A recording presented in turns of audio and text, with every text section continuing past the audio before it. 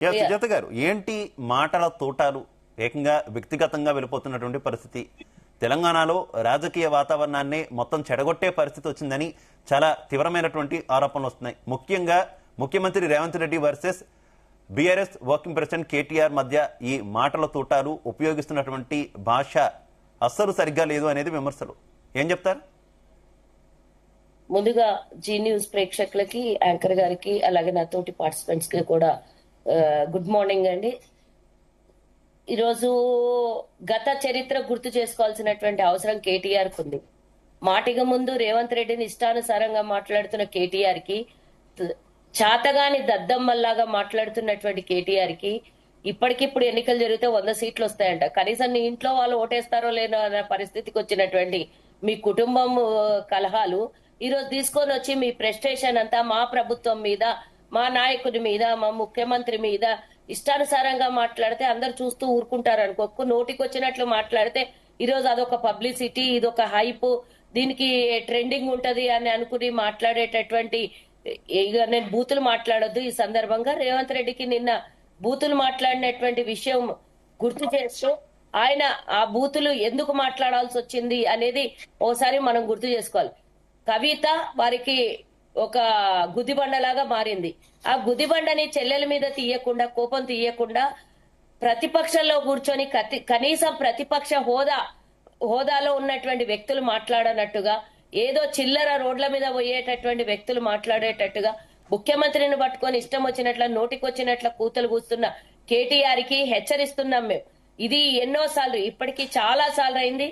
చూస్తూ ఊరుకుంటుంటే ఏదో మేము చాలా గొప్పోలం అయిపోయినాము. అయితే సుజాత గారు ఆయన ఉపయోగించినటువంటి భాషను ఎవరు సమర్థించరు, అలాగే రేవంత్ రెడ్డి గారు కొన్ని సందర్భాల్లో ఉపయోగించినటువంటి భాషను కూడా ఎవరు సమర్థించరు. కానీ ఒక్క పాయింట్ నిన్న కేటీఆర్ గారు అడుగుతున్నారు, నా మీద చిట్చాటుల్లో కావచ్చు, లేదంటే ఇతర వేదికల్లో కావచ్చు, స్వయంగా ముఖ్యమంత్రి హోదాలో, ఇప్పుడు విపక్ష నేత కాదు, స్వయంగా ముఖ్యమంత్రి హోదాలో రేవంత్ రెడ్డి గారు కొన్ని విమర్శలు చేస్తున్నారు. వాటిని మీరు ప్రూవ్ చేయొచ్చు కదా, ప్రూవ్ చేయకుండా ఈ రకంగా మాట్లాడతారు అంటూ ఆయన వ్యాఖ్యానిస్తున్నారు. ఆయనే ముఖ్యమంత్రి, ఆయనే హోంమంత్రి కదా, డ్రగ్స్ విషయంలో చేస్తున్నటువంటి ఆరోపణలను ప్రూవ్ చేయొచ్చు కదా, ప్రూవ్ చేసి మాట్లాడచ్చు కదా. అరే, డ్రగ్స్ విషయంలో ఇప్పుడు కాదు కదా, ప్రతిపక్షంలో ఉన్నప్పుడే రేవంత్ రెడ్డి గారు క్లియర్ గా చెప్పిండ్రు. నిన్న ఇంకో మాట కూడా అన్నారు, ఆయన కేటీఆర్ సగం విని సగం మర్చిపోయిందా, లేకపోతే విననట్టు యాక్టింగ్ చేస్తున్నాడా, లేకపోతే ఆ మాటను పక్కకు పెట్టేసి వేరే మాట అడుగుతున్నాడో ఓసారి గుర్తు చేసుకుందాం. రేవంత్ రెడ్డి గారు ముందు ఒక మాట అన్నారు, చిన్న చిన్న విలన్లను అంతా ముందేసుకొని వచ్చి తర్వాత చివరికి పెద్ద విలన్, సినిమాలో విలన్ ని లాస్ట్ కి అరెస్ట్ చేస్తారు, లాస్ట్ కు వాడు పడతారు అనే మాటని గుర్తు చేసుకున్నట్టున్నాడు, మర్చిపోయినట్టున్నాడు, లేక అది డైవర్షన్ చేస్తున్నట్టున్నాడు. అన్ని సమయం, దానికి కాలం అన్నిటికీ నిర్ణయం చేస్తుంది. దీంట్లో ఓపిక పట్టాలి. ఎందుకు భయపడుతున్నావు? నీకు ఆరోపణలు వచ్చినాయని కాదు, ఈ రోజు నిర్ధారణ అవుతున్నాయి, ఒక్కొక్కటి నిర్ధారణ అవుతున్నాయి. దుబాయ్ లో చనిపోయినటువంటి వ్యక్తి ఎవరి వెనకాల ఉన్నాడో అంతెందుకండి, మా మాజీ ఎమ్మెల్యే, తాండూరు మాజీ ఎమ్మెల్యే రోహిత్ రెడ్డి కూడా ఆ రూమ్ లోనే ఉండే ఆ రోజు చనిపోయినప్పుడు. మరి అవన్నీ ఒక్క రోజులో దుబాయ్ లో వీళ్ళు నడిపిస్తున్నటువంటి వ్యవహారం మనకు తెలుసండి. వందలాది మందిని పెట్టి అక్కడ మీడియాను నడిపిస్తున్నారు. అక్కడి నుంచి రాజకీయ వ్యవహారం అంతా నడిపిస్తున్నారు. తెలంగాణ ప్రజల్ని దోపిడీ చేసి దుబాయ్ లో కాదు, ఇంకా ఇతరత్ర దేశాలలో ఇన్వెస్ట్ చేస్తున్నది అందరికి తెలిసినటువంటి విషయమే. మీరు నిరూపించలేరు. ఇంకా ఆరోపణలే చేస్తున్నారు, ప్రభుత్వం మీదే ఉందని మర్చిపోతున్నారు, విపక్షంలో ఉన్నట్టే మాట్లాడుతున్నారు ఆరోపణలతో. నిజాలైతే వాటిని ఏ రకంగా ప్రూవ్ చేయాలన్న దిశగా మీరు ముందడుగు వేయాలి, ప్రజల ముందు వాస్తవాలు పెట్టాలి. ఇంకా వ్యాఖ్యానాలు అయితే ఎలాగా? ఒక్క నిమిషం అండి, చెప్తూనే ఉన్నాను. ఇప్పటికే కాళేశ్వరం విషయంలో 3 అరెస్ట్ అయ్యారు. 3 దగ్గరనే ఆస్తులు లెక్కకు లేనంత 1000 కోట్ల రూపాయల ఆస్తులు దొరికినాయి, మనకు తెలుసు. అన్ని వివరాలు సేకరిస్తూనే ఉన్నా. 1 by 1 ఏమండి, ఒక్క విషయం చెప్పండి. దొంగతనం చేయడం ఈజీయే. ఆ దొంగతనం చేసినప్పుడు వాళ్ళు యజమానులు కష్టపడి రూపాయి పోగేసి దాచుకున్నటువంటి డబ్బుని గాని ధనాన్ని గాని దోచుకెళ్ళినటువంటి దొంగకు ఒక్క నిమిషం సరిపోదు. కానీ అది పోగేసి కష్టపడి జమ చేసుకోవడానికి ఎన్ని రోజులు పడుతుందో మనకు తెలుసు. కానీ ఈ రోజు దొంగని పట్టుకోవాలి అని అంటే అసలు సబ్జెక్టు లేకుండా విషయం మీద మాట్లాడాలి కదండి సుజాత గారు. విషయమే మాట్లాడతా, మీరు ఎవరున్నారో మీరు ఏం మాట్లాడుతున్నారు? ఇది డిస్కషన్ లాగా లేదు, డిస్కషన్ లాగా లేదు. సబ్జెక్ట్ మీకు ఎలా అనిపించినా మాకు అనవసరము. మేము అదే మీకు ఏదనిపించి మీరు చెప్పదలుచుకున్నది మీరు మాట్లాడవలసింది ఒక్క నిమిషం దౌర్భాగ్యం అసలు విషయం. రైట్ సుజాత గారు ఒక్క నిమిషం. ఉమా గారు మీకే నా క్వశ్చన్ నిరూపణ ఈ వ్యవహారంలో కూడా అలా కాదు ఉమా గారు ఒకసారి నా క్వశ్చన్ వినాలి. మీరిద్దరు వంటమని కాదు ఒకసారి నా క్వశ్చన్ వినాలి. ఉమా గారు ఏం దోసుకున్నారమ్మా? ఏం వంటమనొద్దు ఉమా గారు సుజాత గారు ప్లీజ్ వంటమనొద్దు. ఉమా గారు నా క్వశ్చన్ వినాలి. మీరు నా క్వశ్చన్ వినాలి ఉమా గారు. మీరు మీరు చేస్తున్న ప్రజా సమస్యలు పక్కకు పెట్టి దోచుకోవడానికి పడుతున్నారు కదా. ఎక్కడైనా ప్రజా సుజాత గారు ఉమా గారు ప్లీజ్ ఇది కరెక్ట్ కాదు. ఒక్క నిమిషం సుజాత గారు ఉమా గారు ఇది కరెక్ట్ కాదు. ప్లీజ్ చెప్పండి మీరు. ప్లీజ్ వంటవన్ కాదు ప్లీజ్ ఏది పడితే నీతోటి మాట్లాడవలసిన అవసరం లేదు. ఉమా గారు ప్లీజ్ నాకు సుజాత గారు ఒక్క నిమిషం ఆగాలి. మీరు సుజాత గారు ఒక్క నిమిషం ఆగాలి ప్లీజ్. సుజాత గారు ఒక్క నిమిషం ఆగండి. సుజాత గారు నేను టైం ఇస్తా ఒక్క నిమిషం ఆగాలి ప్లీజ్. మీరిద్దరు వంటవన్ కాదు ఇది ప్లీజ్. ఉమా గారు ఒక్క నిమిషం సుజాత గారు ఉమా గారు మీకే నా క్వశ్చన్. నిన్న రేవంత్ రెడ్డి గారు కేటీఆర్ గారి మీద కొన్ని ఆరోపణలు చేశారు. ముఖ్యంగా ఢిల్లీలో రాష్ట్రీయంగా ఆంధ్రప్రదేశ్ మంత్రి లోకేష్ తో కలిశారని, దానికి సంబంధించి నిన్న కేటీఆర్ గారు కూడా కొంత కౌంటర్ ఇచ్చారు. బాజాప్తా కలుస్తాం ఇలా చీకట్లో కలమంటూ కూడా ఆరోపణలు చేసినటువంటి పరిస్థితి. చీకట్లో ఎవరిని కలిశారు రేవంత్ రెడ్డి గారు? ఎవరిని కలిశారు? ఆయన ముఖ్యమంత్రిగా డైరెక్ట్ గా ఆంధ్రప్రదేశ్ ముఖ్యమంత్రితో నేరుగా ఢిల్లీలోనే భేటీ అయ్యారు. ఇందులో చీకట్లో కలిసింది ఏముంది? మరి మీ కేటీఆర్ ఒక్క నిమిషం సుజాత గారు ప్లీజ్ సుజాత గారు వంటమనొద్దు ప్లీజ్. ఒప్పుకున్నట్టే కదా. అంటే మీకే నేను అక్కడ యాంకర్ గారే అడుగుతున్నారు, నేను చెప్తున్నా. సుజాత గారు మీరు మ్యూట్ లో ఉండాలి. సుజాత గారు మాట్లాడతారా? విషయం మీద మాట్లాడండి. సుజాత గారు ఒక్క నిమిషం ఆగండి ప్లీజ్. పోయి ఇప్పుడు రేవంత్ రెడ్డి గారిని మించిపోవాలనే తాపత్రయం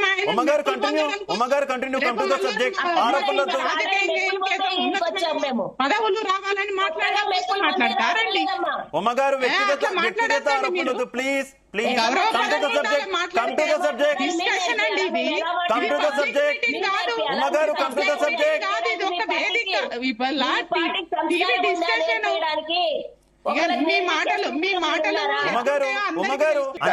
అంతిమంగా తెలంగాణకు న్యాయం జరగాలి. శ్రీనివాస్ రెడ్డి గారు చెప్పినట్టు ఏంటి, తెలంగాణకు ఇప్పటికీ కూడా నీటి కేటాయింపుల విషయంలో అటు కృష్ణా బేసిన్ విషయంలో కావచ్చు, ఇటు గోదావరి బేసిన్ లో కావచ్చు, ఒక రాష్ట్రంగా ఒక పార్టీగా మాత్రం దాఖలాలు లేవు ఏ ట్రిబ్యునల్లో కూడా. ఆ అంశానికి సంబంధించి ఏ ప్రభుత్వం ఉన్నా ముందు పోరాడాల్సినటువంటి అవసరం ఉంది కదా. తెలంగాణను ఒక రాష్ట్రంగా గుర్తించి నీటి కేటాయింపులు జరగాలి కదా. ఈ దిశగా మీ ఏడాదిన్నర పాలనలో ఏమైనా చర్యలు చేపట్టారా? అసలు మొన్ననే కదండి బంకచర్ల మొదలు పెడుతున్నాడు అని ఇష్యూ చేయకముందే రేవంత్ రెడ్డి గారు పదే ఎన్నికలకు ముందు చెప్పిర్రు, ఎన్నికల తర్వాత చెప్పిర్రు మన నీళ్లను అక్కడ కట్టబెట్టిండు అని.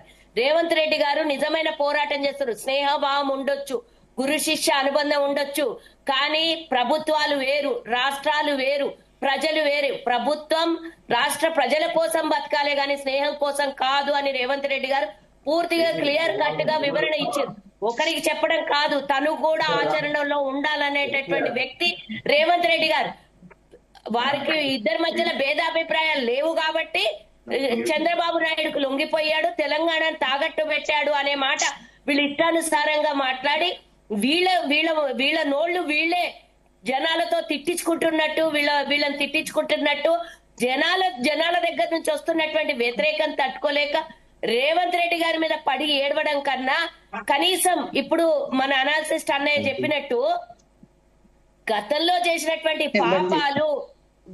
చేసినటువంటి పాపాలు మా తెలంగాణకి 292 టీఎంసీలు సరిపోతాయి, మీరు 600 టీఎంసీలు మీరు తరలించుకొని పోవచ్చు అని కేటీఆర్ ఇచ్చినటువంటి హింటుతో గత ప్రభుత్వంలో జగన్మోహన్ రెడ్డి వాడుకున్నాడు, ఈ ప్రభుత్వంలో అదే తీరుగా చంద్రబాబు నాయుడు వాడుకున్నాడు. కాబట్టి దీనికి ఆనకట్ట వేయాలి. దీనికి తెలంగాణ ప్రజలు ఇందాక అన్నయ్య అన్నట్టు దక్షిణ తెలంగాణకు ముఖ్యమంత్రి ఈ రోజు సంబంధించినటువంటి వ్యక్తి ముఖ్యమంత్రి. కాబట్టి తన జిల్లాలకు తను అన్యాయం చేసుకుంటాడా, తెలంగాణ ప్రజలకు అన్యాయం చేస్తాడా అనేది మనం పూర్తిగా క్షుణ్ణంగా ఆలోచించాల్సినటువంటి అవసరం ఉన్నది. రేవంత్ రెడ్డి గారు కంక్లూడ్ పదే చేయాలి పదే సుజాత గారు, చెప్తున్నారు. భాష విషయంలో కూడా కంక్లూడ్ చేయాలి. భాష విషయం ఇందాక అన్నారు, ఇది సరే, ఇది అడిగారు కాబట్టి ఇది చెప్తున్నాను. రేవంత్ రెడ్డి గారి గాని ముఖ్యమంత్రి గారి గాని ఎవరికైనా ఇష్టానుసారంగా ప్రతిపక్షంలో కూర్చొని పిచ్చి పిచ్చి మాటలు మాట్లాడితే చూస్తూ ఊరుకోము అని చెప్తున్నారు. రేవంత్ రెడ్డి గారు ఎక్కడ తప్పు చేయట్లేదు. మీరు చేసినటువంటి తప్పుల్ని జనాలకి చెప్తూ ఉంటే అది తట్టుకోలేక ఈ రోజు ఇష్టానుసారంగా పిచ్చి పీకులకు పోయి ప్రెస్టేషన్ లో ఉన్నటువంటి కేటీఆర్ ఇష్టానుసారంగా మాట్లాడుతున్నాడు. నిన్న చూసారు కదండి మీరు, మా కాంగ్రెస్ ఎన్ఆర్ఐ నాయకుడిని ఇష్టానుసారంగా కొట్టి హాస్పిటలైజ్డ్ చేసినండి. ఇలా దౌర్జన్యాలకు దిగుతున్నారు, మీడియా మీద పడుతున్నారు ఇష్టానుసారంగా. చెల్లెలు ఒక మీడియా మీద పడుతుంది, అన్నొక్క మీడియా మీద పడుతుంది, వీళ్ళ కార్యకర్తలు జనాల మా నాయకుల మీద పడతారు. ఇది ప్రెస్టేషన్ పీక్ లకు పోయి ఇష్టానుసారంగా చేస్తున్నారు. ఫస్ట్ మీరేంటో మీరు తెలుసుకోండి. గతంలో మీరు ఎంత మందిని ఉసురు పోసుకున్నారు, గతంలో సమానంగా అవకాశం ఇస్తాను. ఒకసారి ఉమా గారిది ఒక్క నిమిషం ఆన్సర్ చెప్పాలి, ఆ తర్వాత ఉమా గారికి ఇవ్వండి. ఇందాక ఉమా గారు అన్నారు కదా, మా నాయకుడు ఏం అనలేదు అలా అన్నారు.